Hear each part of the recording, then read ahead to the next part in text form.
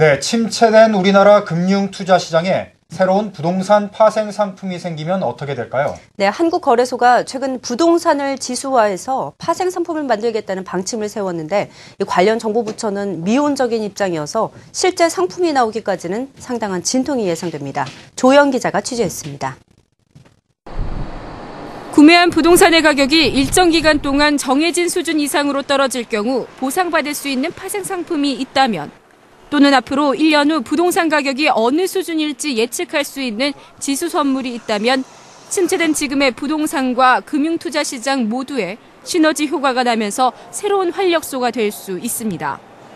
한국거래소는 이런 효과를 기대하며 부동산 관련 파생 상품에 대해 단순 연구 차원을 넘어 도입을 위한 본격적인 시장 조사에 들어갔습니다. 그래서 기초자산을 확대한다는 차원에서 한 예를 들면은 예를 들어서 요새 이제 부동산 가격이 왔다 갔다 하지 않습니까? 그러면은 이런 부분에 대한 우영 관리를 할 필요가 있는 사람들이 많이 있을 수가 있어요. 그래서 이런 분들한테 그런 그 수요에 맞는 그런 상품을 좀 제공해 드렸으면 하고요. 먼저 부동산 관련 금융상품을 만들기 위해 필요한 것은 부동산을 지표화한 지수.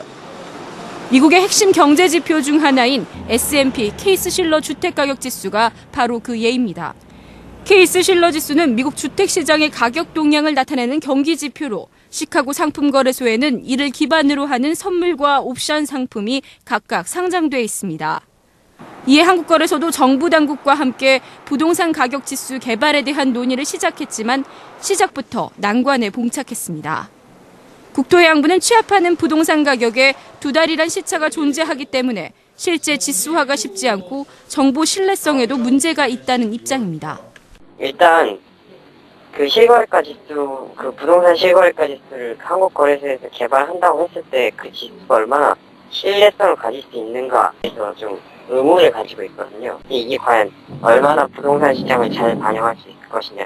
이런 측면에서 좀 문제점이 예상되는 것 같다고 하면서 아직 좀 지켜봐야 되지 않을까. 저희는 그렇게 조심스러운 입장이거든요.